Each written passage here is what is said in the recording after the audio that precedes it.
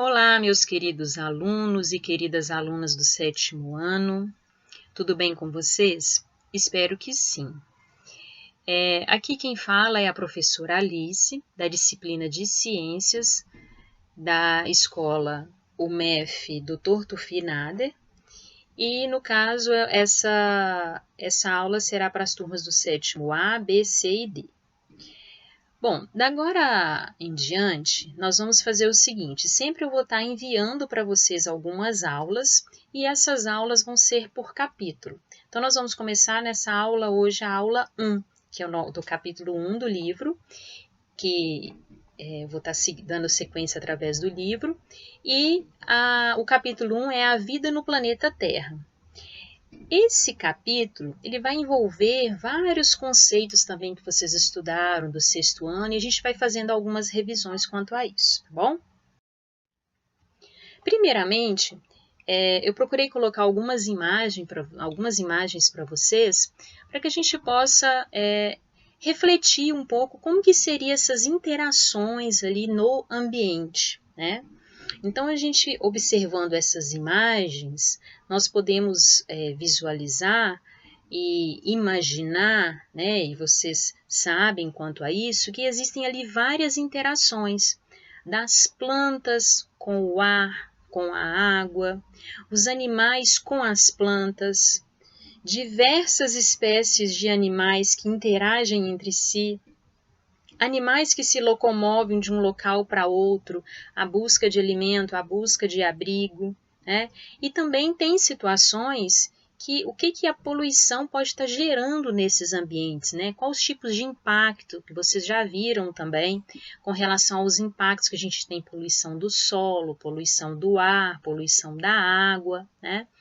E aí também tem a nossa participação nessas teias alimentares e cadeias alimentares, que são essas interações que eu acabei de falar com vocês, que a gente vai ver à frente. Quando eu falo de ecossistema, o que seria um ecossistema? O ecossistema, ele é um conjunto formado de interações entre os componentes que a gente chama de bióticos, que são aqueles seres que têm vida, animais, plantas, juntamente com os componentes abióticos, que são aqueles que não têm vida. Então, a gente chama de elementos físicos e elementos químicos. Quais seriam? O ar, a água, o solo, sais minerais. Então, um conjunto dessas interações, como eu falei com vocês, né, essas interações dos animais com as plantas, com o ar, com a água, essas interações nós chamamos de ecossistema. Então, existem ecossistemas que são terrestres, ecossistemas aquáticos, tá? Então, o conjunto desses componentes bióticos e abióticos, a gente vai chamar então de ecossistema. E aí, nesse conjunto todo, existe uma grande variedade de animais, de plantas, essa diversidade, né? Quando a gente fala em biodiversidade, o próprio nome já diz, diversidade diversas, várias, e bio é vida. Então, é como se eu tivesse em um determinado local várias plantas, vários animais, várias espécies. E aí, num determinado local que eu tenho essa variedade de seres vivos, né, que são encontrados naquele ambiente, e isso no caso em uma determinada região ou mesmo no planeta, como eu tenho essa grande gama, essa grande quantidade de animais e plantas, eu chamo então de biodiversidade. E aí nós vamos falar um pouquinho agora com relação à biosfera. Tá? O que seria a biosfera? As regiões do planeta em que há seres vivos que compõem essa biosfera, que são formadas por um conjunto de biomas. Esses biomas nós vamos estudar à frente, que são biomas Mata Atlântica, né? Eu tenho o bioma Pantanal, que são regiões que existem determinados animais, determinadas plantas que se interagem e ocorrem naquela determinada região, tá bom?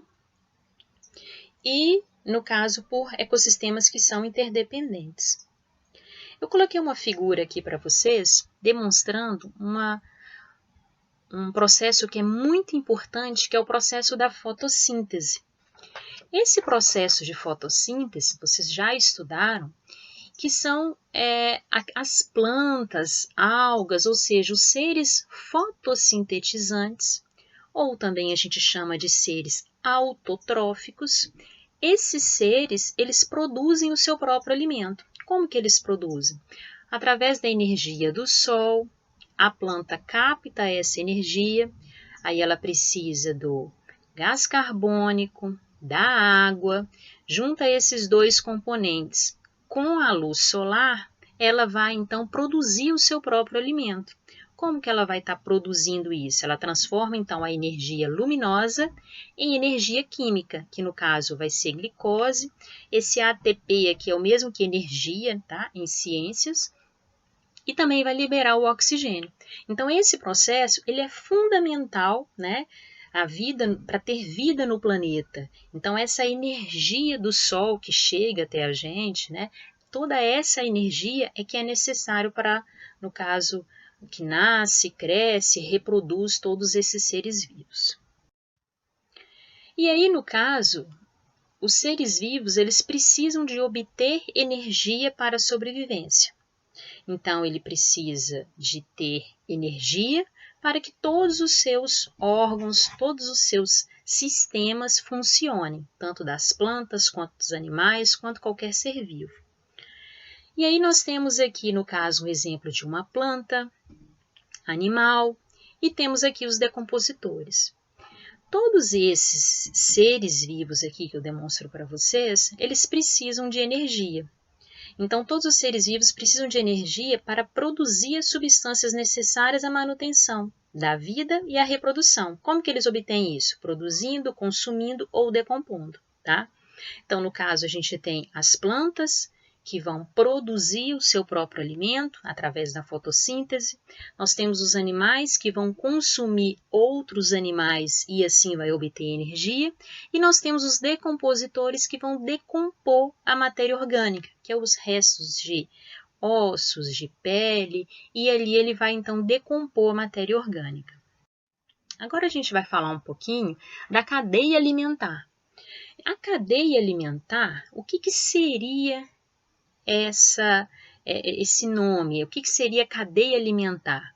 É uma sequência alimentar dos seres vivos, onde um animal se alimenta do outro, a planta que faz o processo de fotossíntese. Então, essa sequência de que um vai se alimentar do outro, né? O sapo vai se alimentar do gafanhoto, o gafanhoto se alimenta da planta, só que a gente sempre vai iniciar uma cadeia alimentar de um ser fotossintetizante. O que é um ser fotossintetizante? São os seres que produzem o seu próprio alimento. Plantas, algas, tá? E aí esses seres, eles conseguem produzir o seu próprio alimento através da luz do sol e transfere essa energia ao longo da cadeia alimentar. Aí o gafanhoto, por exemplo, que eu dei o exemplo aqui, ele se alimenta da planta, aí eu chamo ele de consumidor primário. O sapo que se alimenta do gafanhoto eu vou chamar de consumidor secundário, e cada um deles vai receber um nível trófico, um nível dentro da cadeia alimentar. Então o produtor vai ser o primeiro nível trófico, o consumidor primário, o segundo nível trófico, e o consumidor secundário, terceiro nível trófico. Como eu falei anteriormente, os restos de ossos, restos de pele, que ficar ali no solo, naquele ambiente, eles vão ser decompostos pelas bactérias e pelos fungos, que no caso são os decompositores. Então, todo esse processo de decomposição também é muito importante para a natureza.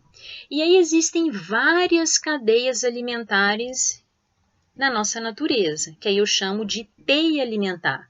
Então não é tudo certinho, o gafanhoto vai só se alimentar dessa planta, o sapo vai se alimentar só desse gafanhoto. Não, ali tem uma interação entre várias cadeias alimentares. Essa interação entre várias cadeias alimentares a gente chama de teia alimentar, tá? Então, no caso, a referência que eu utilizei aqui para vocês foi o livro didático, com outras fontes também. E eu quero que vocês fiquem bastante atentos, né? No caso, se quiser vocês voltar ao vídeo, ver novamente, né? Ouvir novamente. Então, vocês fiquem à vontade a isso. Caso vocês tenham dúvida, pode perguntar lá, né? No Google Classroom, dentro do Messenger, dentro do... Messenger não, desculpa. Dentro da plataforma, né? E aí, dentro desse contexto todo, eu peço que vocês não se esqueçam de fazer as nossas atividades, que é muito importante, né, a participação de vocês. Quem ainda não fez, ainda dá tempo de ir lá, correr e fazer a atividade. Fiquem de olho no nosso plantão de dúvidas, que ele será toda quarta-feira. Conto com vocês e até a nossa próxima aula. Um grande beijo e até lá!